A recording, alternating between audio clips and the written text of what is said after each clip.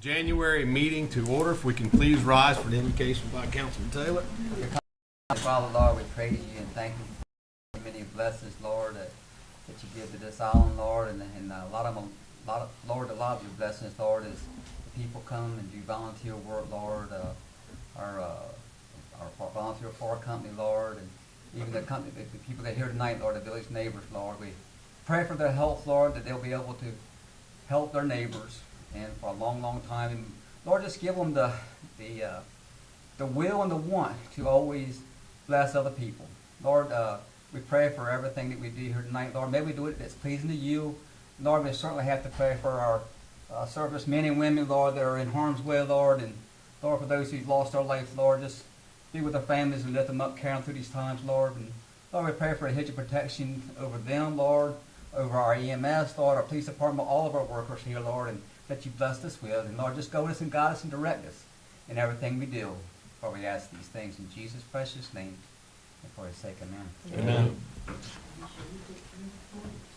I pledge allegiance to the flag of the United States of America and to the republic for which it stands, one nation, under God, indivisible, with liberty and justice for all.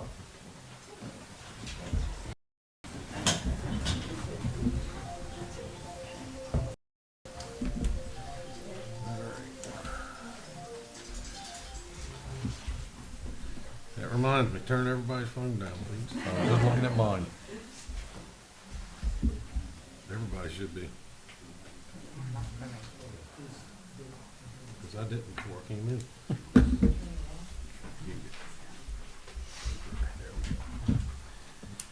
All right. Good evening, everybody. And welcome. First on the agenda is public comment. And Miss Paula, you're the lucky winner tonight. You're it. Okay, so I guess my question actually is this.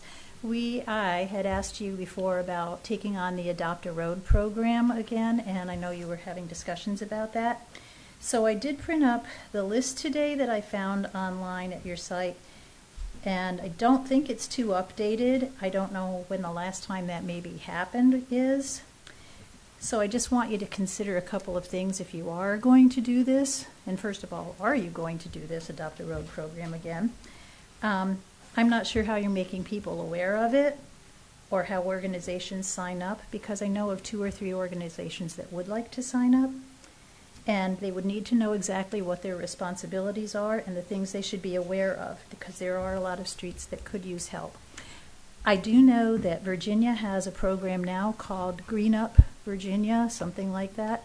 And the woman in charge, the executive director's name is Christy Lawton, and she's from Onancock originally. And she's very excited to hear that these kinds of things are becoming a thing again. So I just wondered if there is any movement forward on the Adopt a Road program and how or when that's going to happen. So that's my comment. Mr. Talbot. Yes, Ms. Neese, the program's all designed, it's all done. We just have to publish it on the website, be watching the website in the next few weeks, and then it'll be everything you need to know, everything you've mentioned tonight will be in there. That'd be great. And Thank be very you. clear. Thank you. Thanks Yes, for following up. All right, I'll entertain an Motion. Sure, I went brain dead. To adopt tonight's agenda. So moved. Second. Motion and second. All those in favor signify by saying aye. Aye. Thank you. Staff reports, Mr. Talbot. Thank you, Mr. Mayor. First up is the Chincoteague Center. The center hosted 4 events in January along with walkers, and just so everybody understands, and a reminder that the center is open every day, Monday through Friday, from 9 a.m. to 10 p.m. with the heat on this time of year for folks who want to walk and get some exercise without freezing to death. So that is open Monday through Friday. Something that was done years ago we thought would be good to bring back. But we did host 4 events in January. January 3rd was the first Red Cross blood drive of the year, and they filled every appointment they had on the books. The event's held every other month, and it is sponsored by the Kiwanis Club, who is very diligent about getting that done. On Monday the 29th, the center hosted the Allen Community Houses Bingo, which they will continue to do. It's the first one they did. They had 41 people there, And again, that will be the last Monday, last Monday of every month, except for July and December, all year, from 1 to 3 in the afternoon. It's very reasonable to play, $5, gets you a card for 20 games, and covers all 20 games. On the nights of the 29th and 30th, they had a resin art class that was hosted by Stephanie Hale. You see some of the results of the work there. It was very nice. Everybody enjoyed themselves, and they will be doing that again at some point.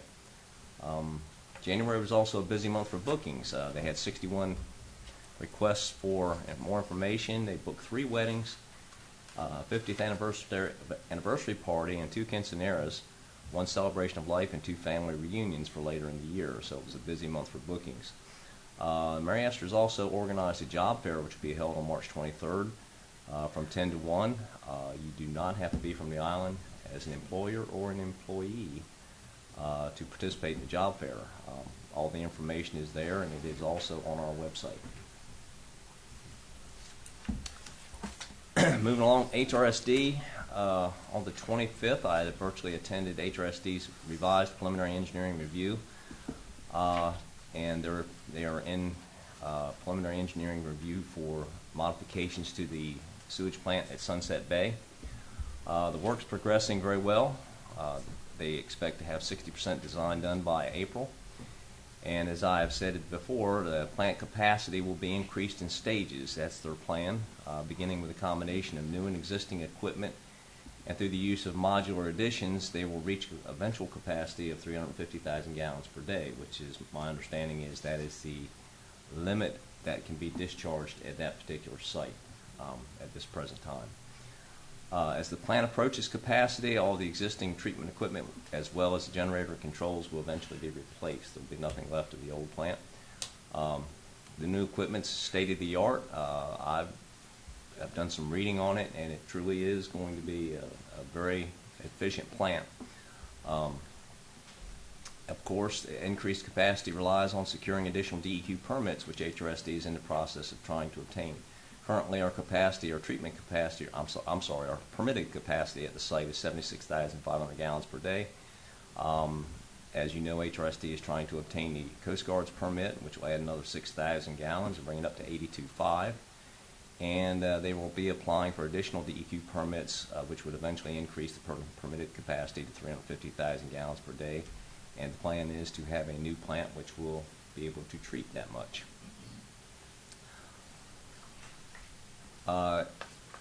Looking forward to our sewer collection system, I'm sorry, is there a question? Okay. As you know, we've hired Davis, Bowen, and Friedel to design our sewage system, and they are now actively working. The surveyors were on site last week, and if you saw anybody doing surveying up and down the route on Maddox and Main Street, that was their guys at.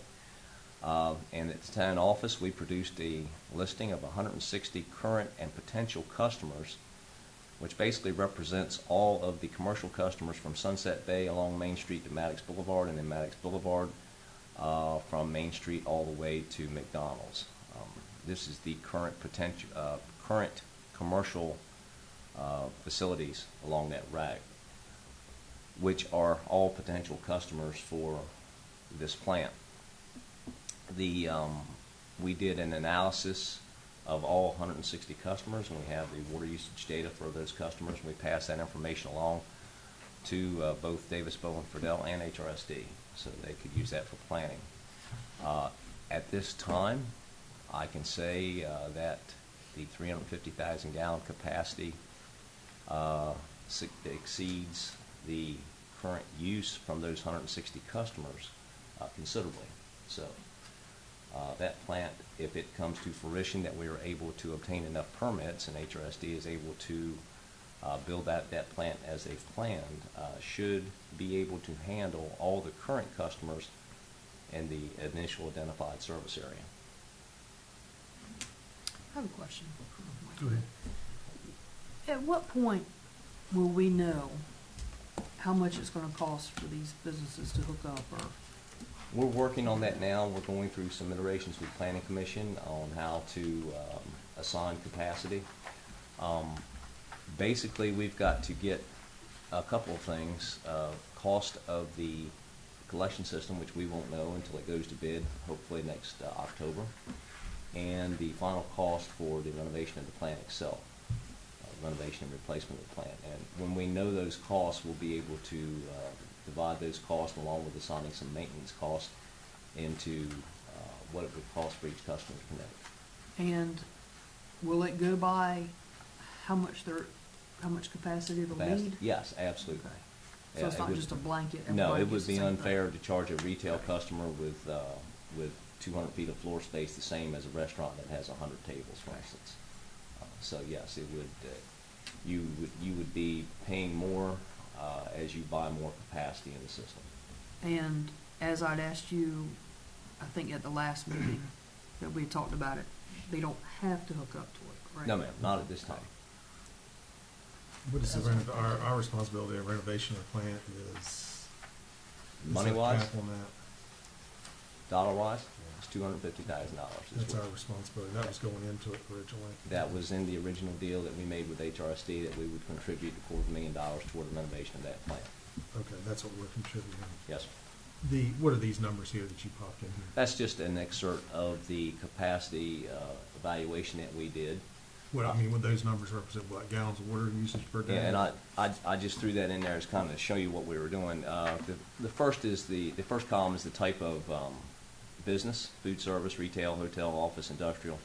The next column is whether they are already connected to the or whether they're a potential new customer. The next column is, and there are actually 12 columns. They're not all on here. This is just an excerpt. So that would be the monthly use starting in January. That's the number of gallons each establishment used in January. We purposely did not identify the business. That would be a violation of our duty to keep private information private. But we did identify each business by the type of business they are: food service, retail, office, that sort of thing, and the amount of usage they had per month.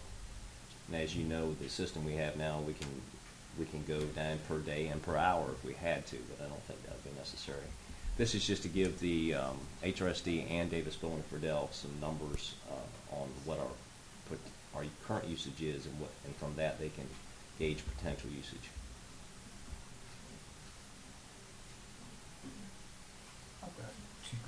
Go ahead, Jimmy. Mike, how much did the Burbages charge for each EDU hookup when they owned the plant? I'd have to look that up to be exactly correct.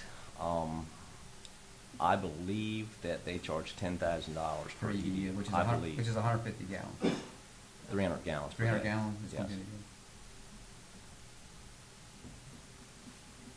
be- Any other questions on septic? Yeah, we right now we've got 37 on the existing permit we got at capacity that we could do it. How long do you think it would be that 37,500 be eligible for just set of people in town, which is going to be our first phase? How long do you think it'd be for those plants to be up and going and discharging that 37,500 that we currently have permits for? Okay, well, I'd have to, and I apologize, I don't have it with me this evening, but HRSD does have a potential schedule. I caution you that schedules this early in the job are, they're kind of a pipe dream. But we would hope our schedule for completion of the collection system is December of 26. We have to dispense all of our ARPA money by that date, so we plan to have it done. It will bid next October, maybe into November before it bids.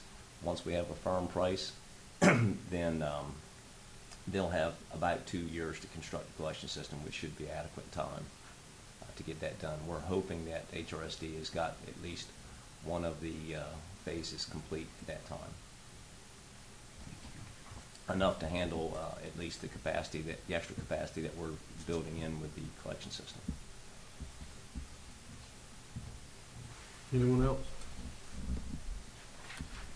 All right, I guess you can go on to meals and transit.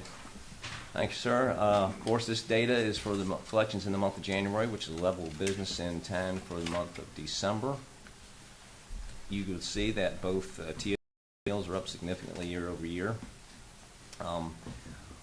If you, one thing that stands out clearly, and we don't point this out usually at this time of the month, but if you look at the budget for meals taxes and transient occupancy taxes over the past 4 years, you will notice that the spread between meals and transient on a yearly basis keeps widening. If you look at 2021, meals taxes were budgeted at $1.1 million and TOT was budgeted at 1.29.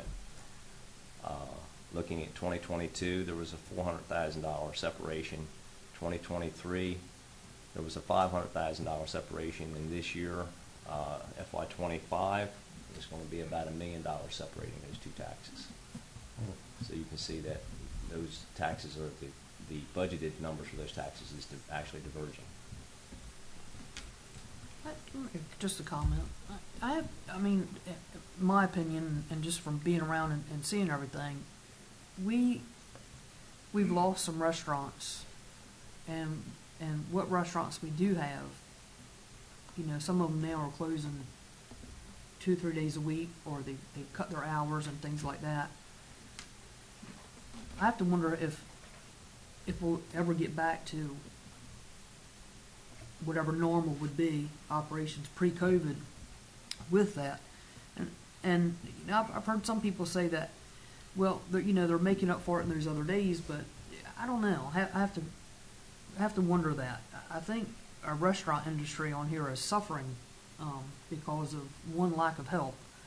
And I think the lack of help is coming from not an affordable place to live, but you know, it just seems like everything's going hand in hand here. But I think our restaurant industry is suffering because of the the trickle down, the way it's come. It keeps on like it's going. I foresee that gap getting even wider there. Just wanted to make that comment.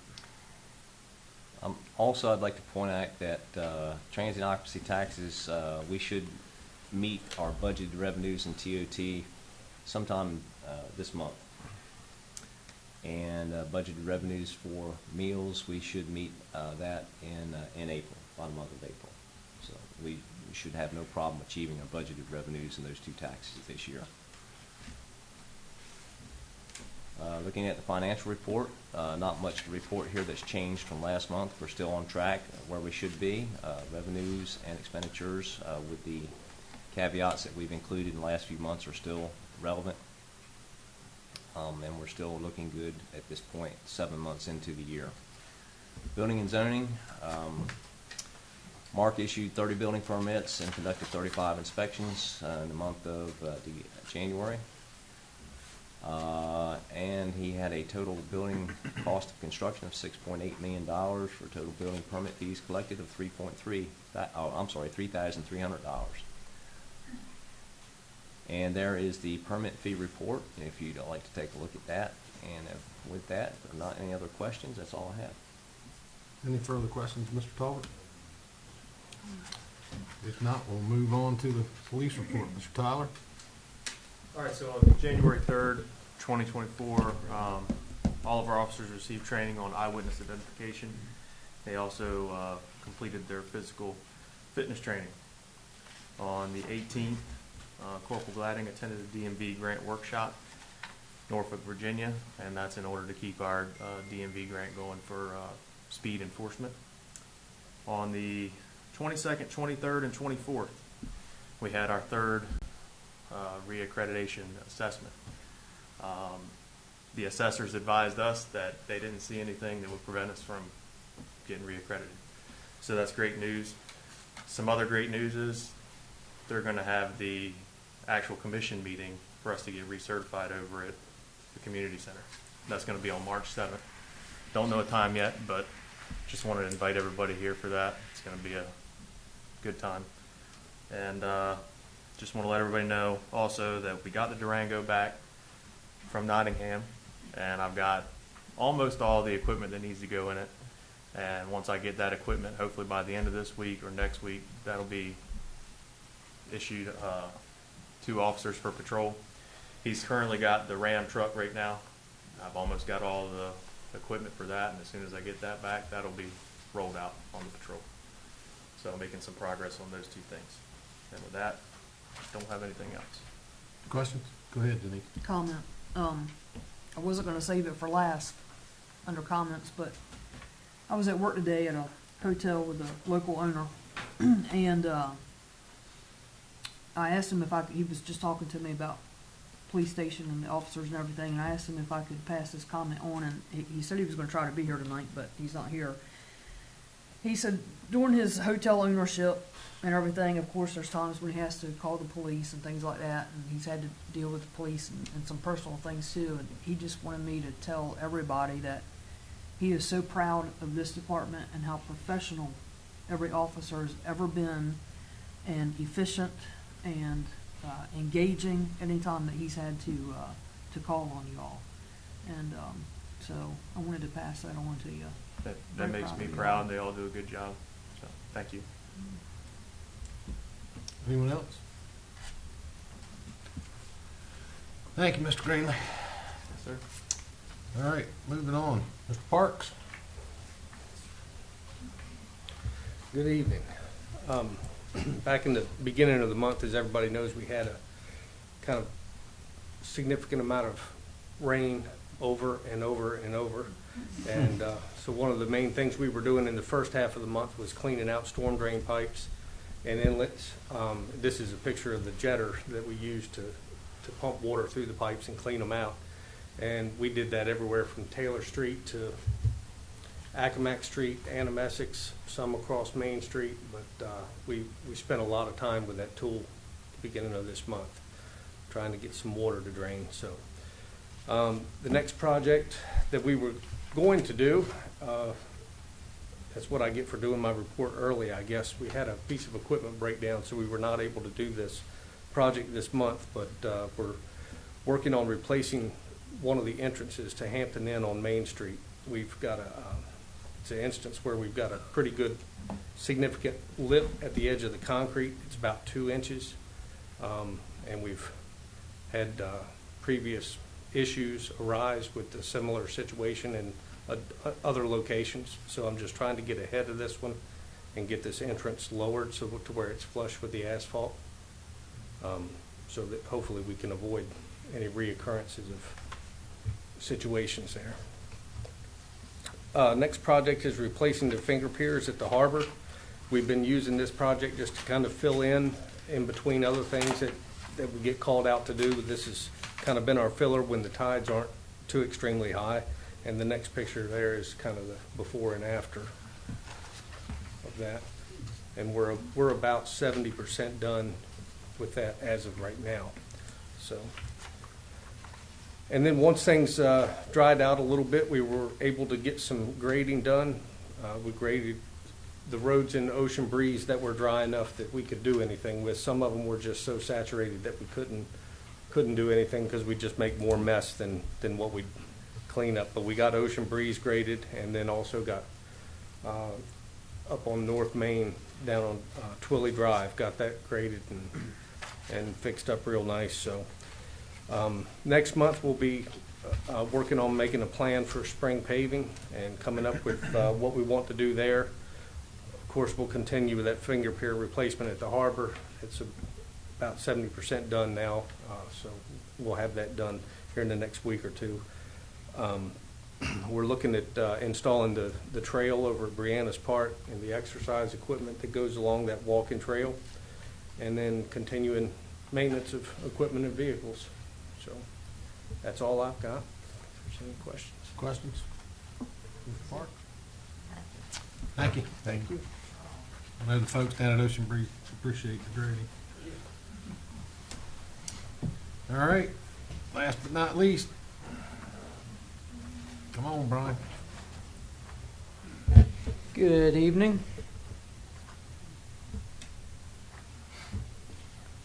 He'll be here in a second.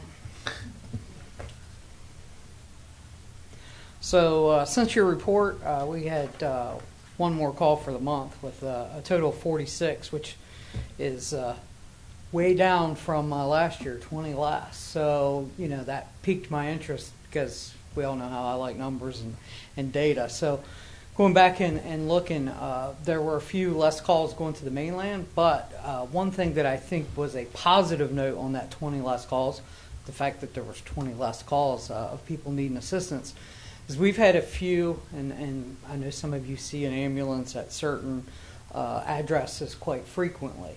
And what my staff has been trying to do is to try to find the right help for these folks, because the ambulance isn't necessarily the right help all the time. In larger communities, they have community paramedicine programs that work. In our small area, we're just not able to do that as of yet, but certainly maybe down the road we will.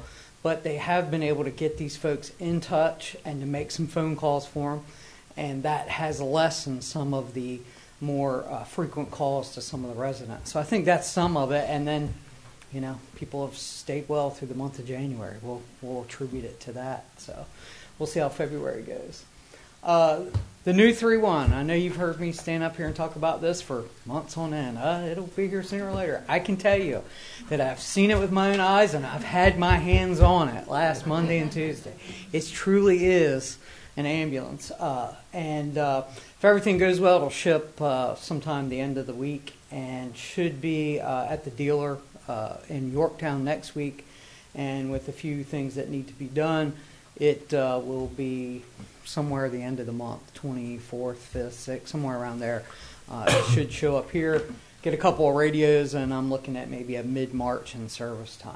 So we left them with a little punch list to get done through last week and the beginning of this week. So hopefully that punch list will be done, and it'll be on a truck and trailer heading north sometime the end of the week. So with that, you've heard me say that there's not any grant money available moving forward in the spring grant cycle from the Office of EMS. But there is still a 20 to 30 month lead time on getting an ambulance. So that's going to take 3-2 and put it behind the 8 ball, essentially, if the fire company were to wait for a grant cycle to come up. There could be one in the fall, but it's kind of doubtful. So in order to get in the queue, they did sign a contract the week before last on a new ambulance, the Horton manufacturer. So again, that's 20 to 30 months, before we see that ambulance. But in order to keep up with it and have those capital replacements, it just had to get in queue to make it. So. And ambulances are not getting any cheaper, let me tell you. Where's the price on that new one going to be? The new one's going to be somewhere $340-ish. This one here, when the contract was signed, was $269. Now, of course, there's been a lot of water under that bridge, but you're definitely in the $300,000 range. With this particular one, you can see the stretcher load system in there.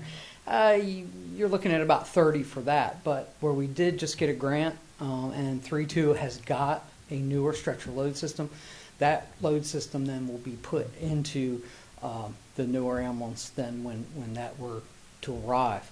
Without that, it would be pushing close to $380, $390 for that. So they're only going to go up. Your fire engines nowadays used to be that price. Now they're $1 million. It takes you about 4 years to get a new fire engine. Yeah. So that's fun times ahead for the emergency world. The EMS Advisory Board, we met in Richmond last Thursday and Friday. There's a lot going on, as I was talking about the grant monies that obviously have disappeared.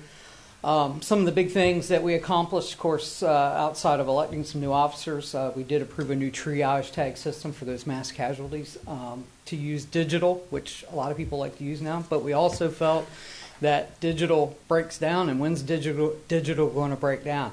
When you need it the most. So there's still going to be a paper version, but we wanted to streamline the information that's collected and disseminated during a mass casualty. Also, 911 dispatcher training standards. We came across a blanket of training standards that we want to see in all training programs that are given to 911 dispatchers across the Commonwealth. So that was a big thing. And then a big thing that's on our radar and a lot of others is the FDA has got some requirements out there now that are going to impact ALS from a drug standpoint. Impacts the hospitals because that's where we get our drugs from, but we're going to be the end user of this, so it's going to impact us as well. We heard a lot of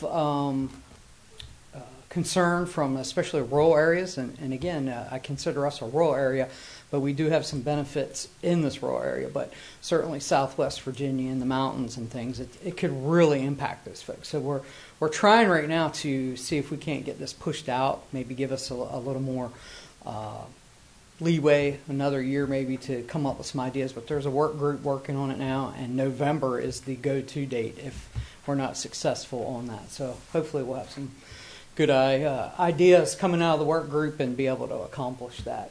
Of course, legislative session is in full swing right now, looking at some of the EMS bills. A lot of them have been laid on the table up to this point, so not a whole lot going there.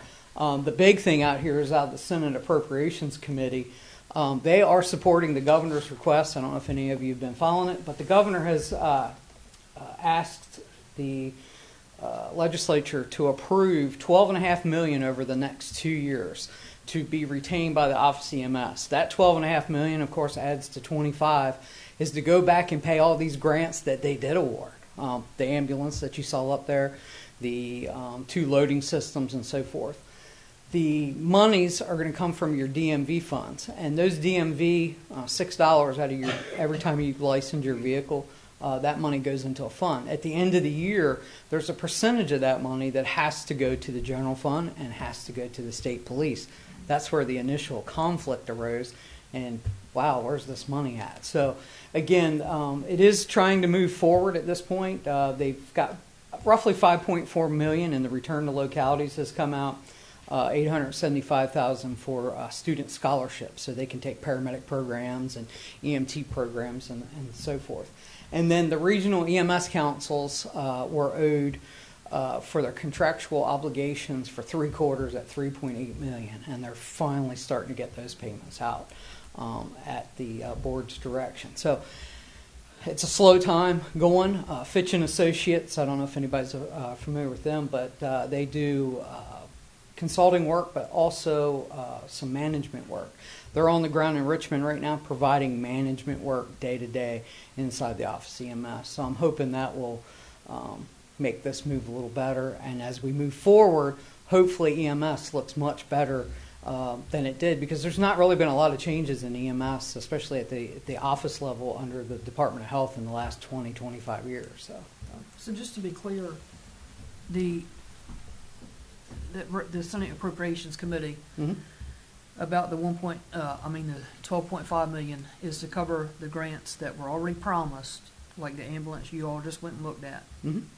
But for the ambulance that the fire company just ordered, there is no grant money, and that's a total price of around $340 or so. That has to be paid out in total. Right. And I actually had a meeting with VML on Thursday while I was in Richmond, and we discussed that, because what's going to happen when we finally do get the monies available to reinstate the grant program moving forward, all these cycles that went through with no grant money available, everybody's going to be in line trying to get it. So we're trying to work on things to help lessen that burden as we move forward. But here again, it's still a lot to digest and take in, but hopefully at this point we are moving forward. But like I said, Fitch and Associates, they do a lot of EMS, fire, emergency management, consulting work, and they actually have managers on site every day trying to help move the Office of EMS forward. So on the emergency management side, of course, we're still watching the weather. I know Wes mentioned about tides. Guess what? The next 3 or 4 days we're going to see tides at nuisance to minor flooding levels again because of the northeast flow, and then as we move to the new moon. Rocket Lab's planning a launch somewhere around the 20th of March. It'll be in the middle of the night if it stays on its current time frame, so that'll be good from a planning purpose. There's also an APEP launch, which are a series of 3 miniature rockets that will be shot up during the solar eclipse on April the 8th. So I know NASA's starting to advertise that a little bit. I'm sure Evelyn's probably heard of that, and that'll go. So could bring quite a few folks into town the very first part of the spring season. The pod exercise that we went and did a tabletop exercise on back in the fall. That was to build up to a full-scale pod so that we could set it up, and I'll move forward because there's a picture of our last full-scale one that we actually did here. VDEM's regional exercise program has pulled that for this year, so we're in the process now of trying to figure out, what could we do? Could we just go ahead and set one up without any commodities being distributed? So stay tuned. But that full-scale exercise that we were really looking forward to is being pulled. And then I had the opportunity to meet with the village neighbors back in January and do a presentation talking about the weather, but also how to allow folks to age safely in their homes. So that was a really good time. Again, I can't say it enough. Prepare now. Don't wait until the water's rising. Do it on a sunny day. So in summary, EMS calls are down. New ambulance, it does exist and should be in service by mid-March. The budget crisis at OPS seems to have a path forward, and then there's a busy launch schedule coming up. And I'll entertain any questions. Anybody? I was talking to Jay West today. Like I said, he used to teach it in school about getting EMS training back in our high school. And he was proud of the people that were still into it that he taught. And so there's a process now that we're working on at the state level to try to reinstitute that and get that back, because we need to do something moving forward. There's been some discussions here regionally about maybe just doing a regional academy for the areas here on the shore to try to get these employees and so forth that we might need. The Board of Education actually in the Commonwealth has kind of been a little stepping stone, but they've put a few trips and falls out there for us. So hopefully we can get around that, but we're going to have to look and expand. The model that worked years ago is not going to work today. Anything else? Thank you, Mr. Rush. Thank you. All right, next on the agenda is the Village Neighbors. Ms. Cannon?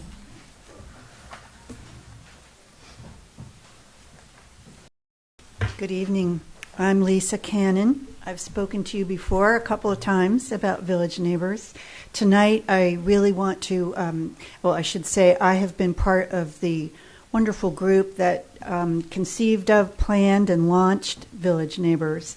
We're about a year and a half in now, but and it's been a wonderful experience. And I'm listening to all this and thinking it's a great place to live, and I hope that Village Neighbors is adding something to this community. So it's my pleasure to introduce Kathy Chappelle, who is going to talk to you a little bit about Village Neighbors. She is our coordinator. She's half-time. She's wonderful. And so I'm going to hand her over to you.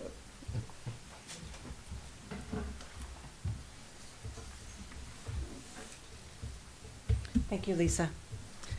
Mr. Mayor and members of the Town Council, I am Catherine Chappelle.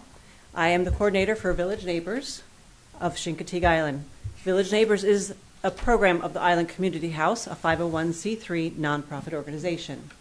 With me this evening are a number of volunteers and supporters of Village Neighbors. If you are here on behalf of Village Neighbors, would you please raise your hand? So I brought a few friends. At the council meeting last June, Village Neighbors made a presentation about the program to all of you. We are here today to both update you on our significant accomplishments since we first presented the Village Neighbors program to the council, and importantly, to present an opportunity for you to ensure the success of our work in providing our unique services to our older island residents. We are launching our 2024 fundraising program to cover operating expenses for this year. We have a variety of fundraising endeavors to meet our revenue goal. A contribution of $5,000 from the town would be a tremendous help to ensure we have the resources necessary to continue the services our members have come to rely on. All of the money raised will be used for actual operating costs for Village Neighbors. It is a very lean budget, but one we need to help to fund to be successful. You will recall that Village Neighbors is dedicated to assisting older island residents with a range of direct assistance and services so they can continue to live well in the place they call home. Specifically, we organize volunteers of all ages to provide a range of services to members of Village Neighbors. And those members are over the age of 60. Approximately 40% of island residents are in that category.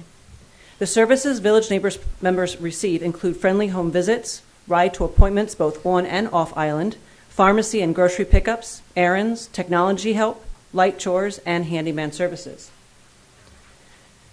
We have made available to each of you our program brochure, an article about the program that appeared on the front cover of the Eastern Shore Post on August 11th, 2023, an impact statement showing what Village Neighbors has accomplished last year, as well as a copy of my remarks.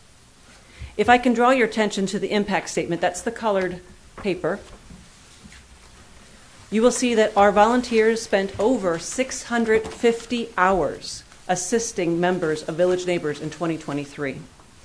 The service area that logged the greatest number of hours was transportation. This can include transportation on the island as well as trips to places far away, such as Salisbury, Berlin, only for medical and other appointments. The impact statement also shows the dramatic growth in our service requests from 111 in 2022 to 582 members in 2023. Service requests, excuse me. The pie charts indicate what kind of services were requested year over year. Many of these activities, like taking members to doctor appointments off island, provide a real lifeline service for Village Neighbors members. Other services provided unique and important opportunities for our members to be active and socialize with other island residents, as well as engage in interesting and fun activities. We are very, very proud of what we've accomplished in 2023, and we plan to expand on this success in 2024. Our goal is to increase the number of older island residents who join as members of Village Neighbors, as well as adding more volunteers to handle the increasing number of requests. Village Neighbors provide services to anyone, regardless of income or background. Members are charged a minimal fee of $20 per month, and we do have some resources allocated to sponsor anyone who cannot afford that monthly fee. The monthly fee paid by our members, however, does support only a relatively small portion of the annual program expenses. In order to help adequately fund Village Neighbors going forward, we have launched our 2024 Neighbors Partner Initiative. We plan to reach out to leading businesses, organizations, and individuals on the island who will potentially partner with and support our efforts to assist older island residents with contributions to Village Neighbors. We also want to solicit your assistance and financial support for our growing endeavor. A contribution from the town would be a vital important to ensure the program is financially strong in 2024. In the short time Village Neighbors has been established, we have exceeded expectations in both our recipient members and our essential volunteers who provide the services. We are a fully volunteer organization with one part-time paid administrator who is essential in managing the complex operations of pairing members' needs with the volunteers' services. We are keenly interested in maintaining the highest level of performance possible. You can help us to ensure Village Neighbors will continue to be a valued resource critical to extending the time our older neighbors can live in and contributing citizens to this island we all love. Thank you for your time, and I am happy to answer any questions that you may have. Anyone? Thank you for your time and your effort, because there's the seniors on the island definitely need it. Thank you. Thank you. Would you say it was like men and women together was 42%? Something like that. Yeah, it was like I said, 40% was actually, it's actually a little bit up from that. But thank y'all for what you do, and like we said, we will get it on a meeting and be able to vote on that. We really will. Thank you so much. Thank you. Next on the agenda is the Chamber of Commerce report. Ms. Shotwell.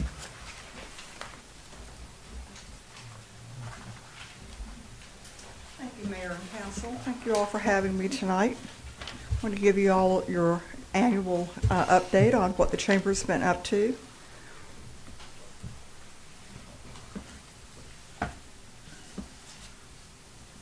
Ready?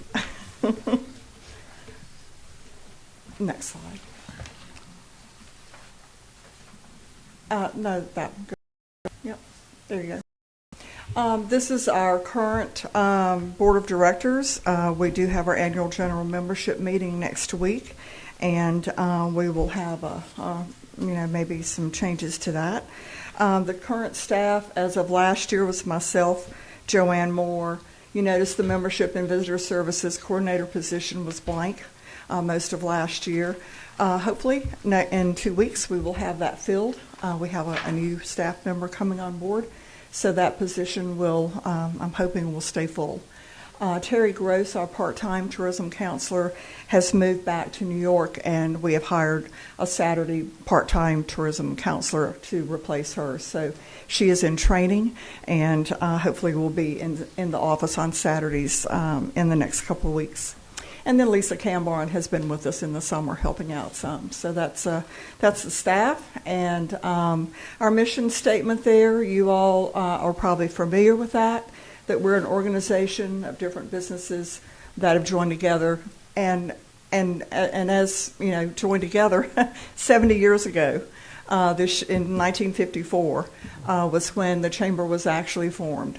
So we're celebrating our 70 years this year, and we're very happy about that. We've got some fun things planned for our membership meeting and throughout the year. So very glad to be a part of an organization that's lasted that long. I think it serves a great need in the community. But they recognized a need to help the business community, so that's what the Chamber does. We try to maximize our ability to attract and increase the number of visitors to the area. Since tourism is the number one economic driver, that seems to be what the goal was then, and the goal still is now. Next slide. This is a little overview. Actually, this is 2022. These are 2022 numbers from Virginia Tourism Corporation. Of course, this is the last year that they have, a full year of data. Their 23 report will come out in September. But this shows that in 2022, $166.4 million was spent in Accomack County by visitors. So that was almost a 24% increase, 22 over 19. And I did put the 19 comparison in there since that was the last year that everyone is really looking at. 20 and 2021 were odd years. It's hard to compare anything to them. So they're kind of in their own league. So we're back to comparing to 19 to see growth over 19, which was the last year that before the pandemic that we feel is a good indicator of our growth and of where we are. And then it's broken down into the various industries: lodging, food and beverage, transportation, so forth. 10.4 million visitors generated state and local was generated in state and local taxes, and those visitors supported 1,331 jobs in Accomack County alone. Wow. And then below the yellow line, if you scroll just a little bit, Mike, there you go. The Eastern Shore of Virginia region. Virginia has, I think, 13 regions. Accomack and Northampton County make up the Eastern Shore coastal region. We grew 27%, 22 over 19. So we were the fastest growing region in Virginia during that time period. So they say that our region recovered from COVID faster than any other region in the state. And I think that's pretty cool. So that was pretty significant. And they're telling everybody in the state that. So that was very good news. Evelyn, can I ask you a question? Sure. Those numbers right there, that 1.664 million. That's from Virginia Tourism Corporation. Right. Mm-hmm. And it's for Accomack County, but did they have the ability to break it down by towns or anything? I was just wondering how that. I've asked that many times. I kind of figured we would probably be 90% of that. So. Well, that's what we can. We can deduce from that. But no, they can only do county and then region. That's why I threw in the regional number there too. Okay, thank you. Yep. Mm-hmm. In marketing last year, now this is back to 2023 numbers. I threw you off a little bit there because I threw 22 in. This is back to last year, 2023. This shows you a little bit of the breakdown of where we spent money, where the Chamber spent marketing money. to bring people here, as our mission statement says we're to do. We are a destination marketing organization, a DMO, certified through Virginia Tourism Corporation, and that means that we're a chamber of commerce. We have, networking lunches and business after hours and those kinds of regular chamber affairs, but we are tasked with bringing visitors here.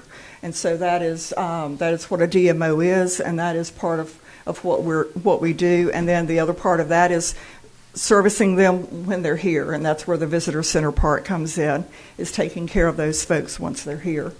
But this shows that we spent almost $26,000 on print media, but the value of, if we had paid full price for all those ads, it would have been $83,000. So every ad that I buy, we deal.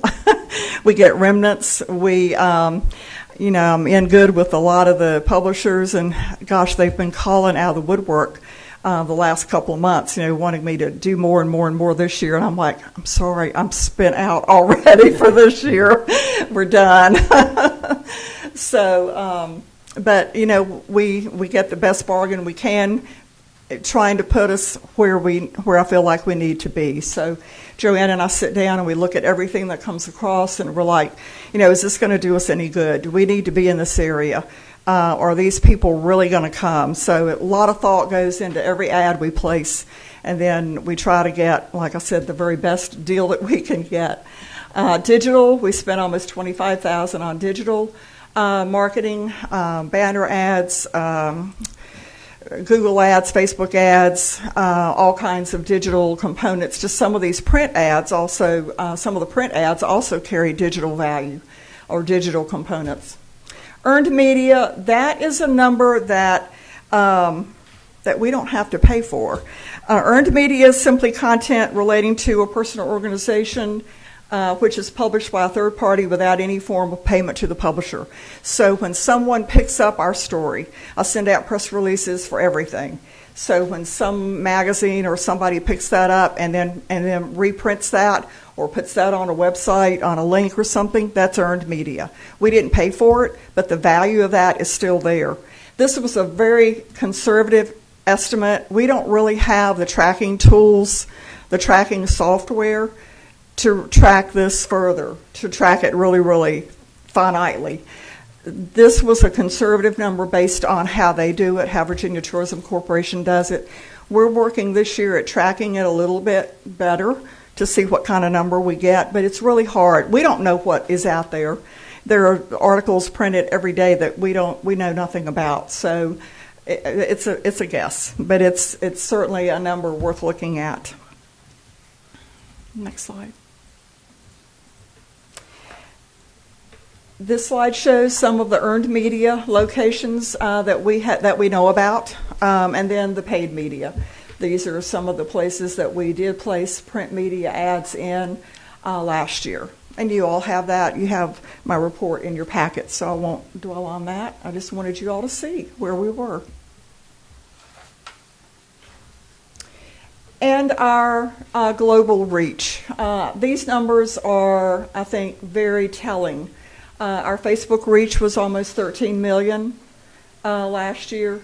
I'm sure it was by the end of the year when, this was done before the end of the year. Engagements, almost a million, 870,000 engagements, and that's people communicating back and forth with us, saying something about something we post. We may say, we may talk back. They may end up coming. We don't know that for sure, but that's an engagement. That's giving them information, them asking questions, us answering another question. So that's what an engagement is. Twitter is not Twitter anymore; it's X, but we still have the bird in our report. 13,000, over 13,000 impressions, and then the engagements there. Twitter's not as good a indicator. Instagram is a little bit more impressive there. The impressions and the engagements, and then our video views on YouTube, over 42,000 views from those. On the left-hand side, you'll see some of our stats for our new technology. The widget is the first one up at the top. Since April, which is when it went live, We have had over 15,000 users with over 141,000 page views. The mobile apps, and I hope you all have downloaded the Chambers app. If you haven't, please do so. You can go to our Facebook or our website or our Facebook page and find out how to do that. The apps have, we've had almost at this time when this was printed, 6,000, almost 6,000 downloads. The kiosk, our outdoor kiosk, the digital piece of equipment out in the yard, and it was only installed in October, the Friday of Oyster Festival. So we had 298 users just from then until the end of the year, or until I did this report, which was before the end of the year. Website users, page views, look at that, almost 1 million page views on the website last year. And then our visitors guide, over 400,000 page views of the online visitors guide. Membership, we do represent over 300 chamber members. We had 36 new members in 2023. We held 4 ribbon cuttings to welcome new members. We had 25 networking opportunities. Those included business after hours, luncheons, open houses, the festivals. All of those are things that are included in that category. And then we participated in 10 workforce development projects with partners like job fairs, things with the college, things with Workforce Development Board, lots of different things there that we worked with some of our partners to help with that. We also have, I can't say too much about it yet because I don't have a lot of details about it yet, but we're working on something with the college that will hit on what Brian was talking about earlier about EMS and training and career goals, and what Jean Wayne mentioned as well. Like I said, I've had a meeting with the college about it, and he's getting more information, and it'll probably happen in the fall. But stay tuned for that. I'm very excited about that. It's like a career day, but more of a hands-on career day. So it should be fun. So that we're working on some of that. And we're working with the, Mary Alice with the job fair here. Don't know if the college is having a job fair this year. Their coordinator is not there, so I'm not sure where they stand on a job fair at the college. The Chamber is responsible for 4 festivals. We sponsor 4 events throughout the year that serve, the 3 of them actually are in the shoulder seasons, spring or fall, that help bring visitors here. And that's how they were formed 40, 50 years ago, was to bring folks here in the otherwise sort of quiet shoulder season. And they've lasted 40, 50 years, and we're still having them today. So now we bring thousands of folks here to the Seafood Festival, to the Oyster Festival, 1,500 or so to the Easter Decoy and Art Festival, which this year is March 29th and 30th. And then the Christmas parade, the first Saturday in December. I had an email yesterday. No, today. What is today? Today's Monday. Today, someone wanted to know when the Christmas parade was, so for this year. So they are planning. They're planning. Next slide. I'm like, look, let's get through Easter first. And then we were fortunate to receive some ARPA funds from Virginia Tourism Corporation. And these are, you've heard me talk about these before, but these are some of the projects that we worked on. Some were initiated, I think, in late 22, but they were all brought to completion in 23. We advertised with 13 News Now, which is an ABC, affiliated with ABC. We're also doing some short advertisements with them now. I think I can't remember when they're starting. They're starting soon, and they'll be running, they'll be promoting the Easter Decoy show, but they'll be running here soon to promote just general tourism. So it's not many. But again, that was one of those remnant space deal things that the lady called us because we had advertised with her quite a bit for this Richmond Hampton Roads marketing effort that we did with the ARPA money. And she said, I have a little bit of space, some airtime, if you all are interested. And so we decided we would try to hit some of the Hampton Roads area for Easter and for the spring. We rebuilt our website. We developed the widget, the Visit widget, that is also the same technology that is on the outdoor digital kiosk, is on the apps. That was new this year, and we're very excited about that. That has been that's going to be a great addition to what we can do. And there's the kiosk, the visitor sign. If you haven't seen our new sign, right around the circle and look at it at night, especially. It's really cool at night. It's lit, and we're just excited that people can hopefully find us a little easier. You wouldn't think it would be that hard in the middle of the circle to find us, but it is. People will sit over in Family Dollar and call and say, "Where are you?" And we'll say, "We're waving at you on the porch." We did buy down some advertising with WBOC for a co-op that allowed some of the other businesses in the area to get advertising at a cheaper rate because we had purchased some. So that was something else that we did with the ARPA money, and that was our total spend there. So we're very fortunate for that opportunity to be able to offer these new things that we would not have been able to. So, next slide. And these are some more of those pictures of some of those technologies.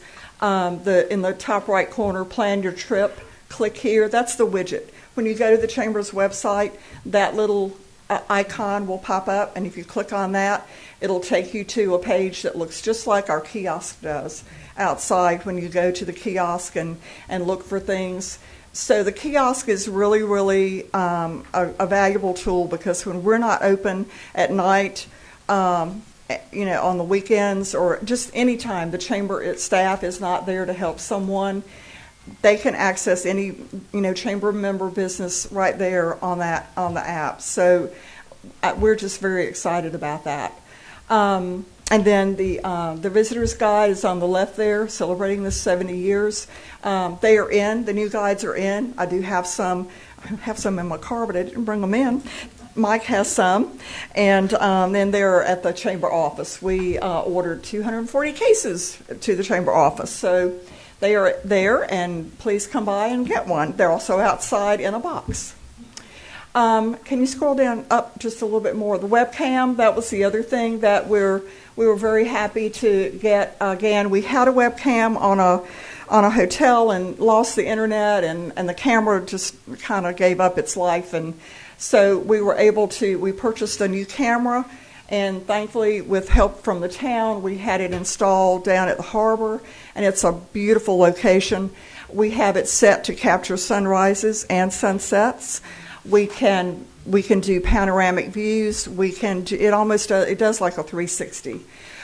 We can capture snapshots of different views. Sometimes we'll go in and if we missed it, we'll go in and take a picture of like the sunset, one night, and put it on Facebook or do something and let people see it if they didn't see it.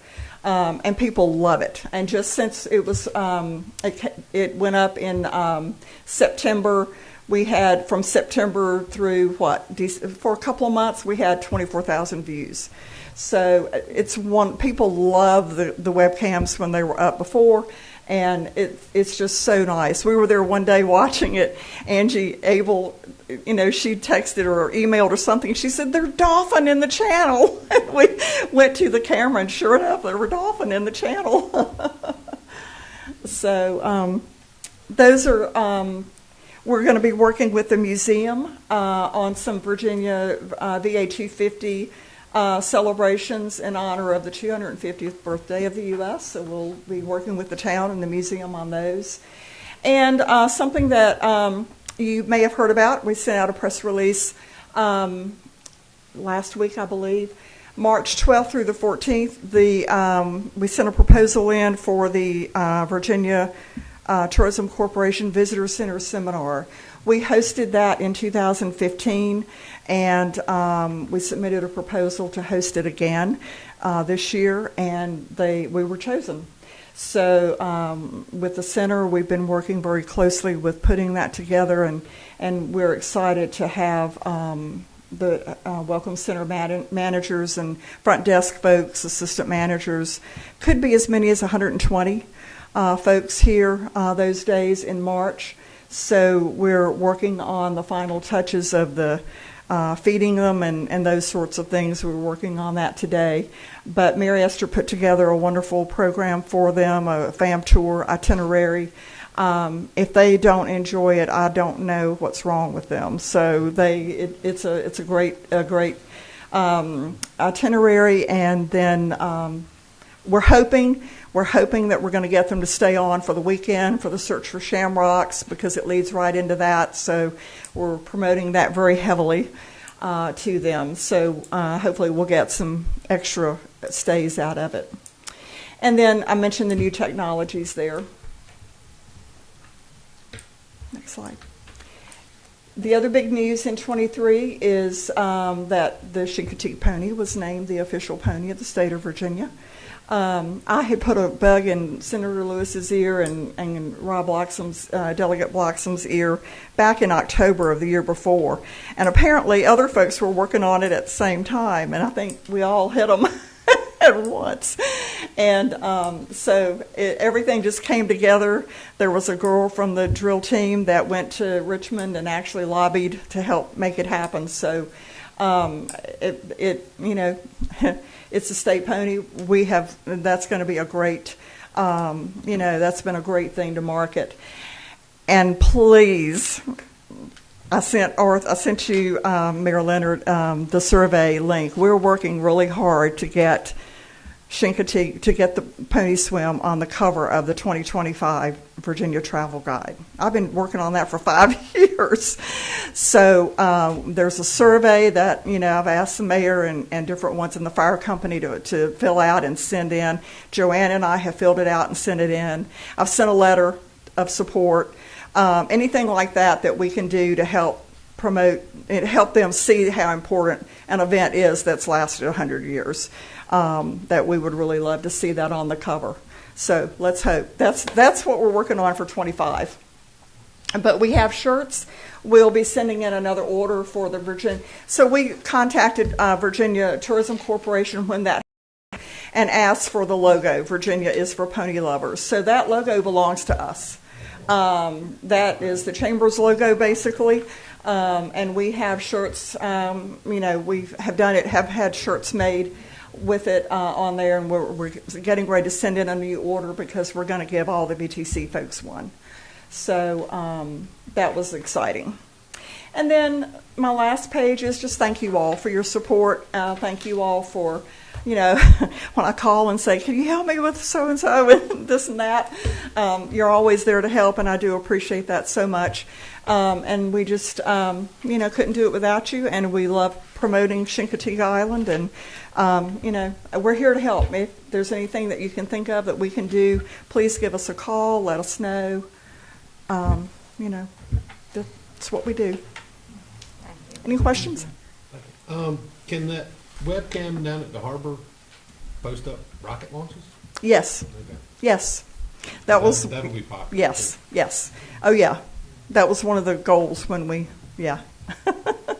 that was one of the reasons we wanted it down there. Right. Yeah. So we could get a good, clear view. So when there is a launch, we'll position it. South, yeah. So, yeah. All right. In the plans. Yeah. Thank you All very right. much. Thank You're you. gonna be busy. Yep. Thank you. All right, moving on. Committee reports. There's only one. Gene Wayne. Yeah, back on January 23rd, we had the Recreation and Community Enhancement Committee meeting, and we announced that spring is coming, and baseball, you hear baseball, doing the bats are pinging out here, which is a good thing. We talked about raising up, tell you, Dan, we're trying to get it fixed up, Donald Leonard Park. And it is, it's a beautiful park. Now, I'm with you, Dad, and we do need to take care of it. And we need to raise up some dirt in and do some grass seeding and some surface and some parking spaces that wouldn't be hard surfacing, though. That would be and, things that the stuff can go through. Preparing the baseball field at Memorial Park. We need shingling on the roof before that totally goes up. And I know last year the Little League put some dirt in there. I think this year we need to ask them if we need to do it because we want to pay for it, not them. You know what I'm saying? It's our field, and we need to support it any way we can and then keep it up for them. We're talking about repairing the guttering at the Amron Center. Talking about maybe when they do the new gym there by the one that David Landsberger's doing at the Y. When they do that floor, we'll see if we can co-op. You know, they put that floor in there. See if we can see what kind of floor they're using, and see if we can do something there at the Amron Center. That floor definitely gets used, and I'm glad it does get used. Construction of the walking trail, and I do appreciate you having that on the thing. If I could say it's a promise we made to somebody that done a lot to get that Rams kind of part up and going. That done a lot of donating to it, and like I said, it's kind of something we promised for them. And like I said, I want to keep our word, and I appreciate you being on the thing. We're talking about removing the batting cages in the gym because that's a little bit of a safety hazard. Right now, a little bit that's a safety hazard for right now using for basketball, and that netting is it's just it just needs to be getting rid of it when we get the new rebuilding up over here. We're talking about the dock surfaces. We got a lot of docks and stuff. Like we just had on the screen while ago. Keeping them up is a pill, so that's something that's always going to be on our mind. We're talking about the riprap, not just at the carnival ground, but at Memorial Park, back in these great big chunks. Mike, town manager, said that they've got a machine that I think they gave it a go right in there, and he just beat it to death and make them smaller and make them less horrible looking. You know what I'm saying? Even that's not what you want. You really like to have a nice gray quarry stone, but if we do cut that down and beat that down and make it smaller, it would be less of an eyesore. So try to get that done too. And like you said, the World Park ball field grading and drainage, which is going to take some dirt and to keep it up and going for a ball field. And that's pretty much all that we talked about, and try to keep what we have up and going. And we're very blessed with parks and stuff in this area, and we definitely want to keep them up. And that's all I have, Mr. Mayor. All right, thank you, Gene. Any questions? All right, appreciate it. Moving on, I'll entertain a motion to adopt the council meeting minutes for January 2nd, and also the workshop meeting that was held January 18th. Motion and seconded. Is there any discussion? Any corrections? If not, all those in favor signify by saying aye. Aye. Thank you all. All right, next on the agenda is the approval of our FY25 fees. Mr. Talbert. Thank you, Mr. Mayor. And this is a housekeeping item. I do apologize, but when we reviewed the fees at the January 18th workshop, I neglected to ask council for a motion approving fees or amending them. So that's all we're doing here is asking you to take a look at the same fees and either vote to approve or amend those fees. Motion to approve. Second. Motion and second. All those in favor signify by saying aye. Aye. All right. So, everybody's favorite part, Mayor and Council comment. Starting to my right, Ms. Allen. Denise. Baseball season's coming. Go Yankees. Vice Mayor. I have nothing this time, thank you. Super Bowl comes first. Good honors. That's all I have. Gene Wayne. We're very blessed to have volunteers in very many different things in our island. And a lot of things we're not a town big enough to take care of all the things that y'all are doing. But we thank you for your willingness to want to go and serve others. and we pray that it always be your want and desire. And like I said, sometimes things are a struggle, but do it anyway and keep on. I tell my students that I coach, stay strong, and keep on keeping on. Thank you, Gene. Jay? Yeah, just like to thank, reiterate what Gene has said. Thank Kathy and the Village Neighbor community. I'm realizing it more than ever right now how valuable your people are with my parents who are going through some stuff right now. And just thank Evelyn for making her presentation, great presentation, and just keep on keeping on. It's just keeping on when we have our visitors here. That's right. And that's all I have. All right, thank you. I would just like to thank everybody that volunteers for the Village Neighbors. That's a big thing of it. The people of Chincoteague have long been known to take care of our own. And we know of someone that needs care. We have people that step in, and this Village Neighbors fits in well with the island. But we do have a lot of people that need more care. They shut themselves in, and nobody knows what they need or services that are needed for them. They won't let you. And they don't let you sometimes, unfortunately. So that's a call to action for people on the island. Be a good neighbor. If you've got somebody living close to you and you know they need help, help them. Besides for that, I don't have anything else. I'll entertain a motion to go into a closed meeting according to 2.2-3711A3 of the Code of Virginia for the consideration of the acquisition of real estate. So moved. Second. Motion seconded. All those in favor signify by saying aye. Aye. Thank you all.